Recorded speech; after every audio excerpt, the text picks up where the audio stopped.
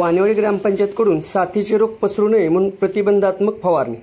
बारामती तालुक्यातील वानेवाडी गावच्या लोकनियुक्त सरपंच सौ गीतांजली जगताप यांच्या पुढाकाराने गावात डेंग्यू सदृश्य साथीचे रोग पसरू नये म्हणून वानेवाडी परिसराच्या अनेक भागामध्ये फवारणी करण्यात आली। ग्रामपंचायत कर्मचारी संतोष गेरगे व महेंद्र सटाले यांनी ही फवारणी केली। प्रतिनिधी महाराष्ट्र न्यूज 11 सोमेश्वर नगर।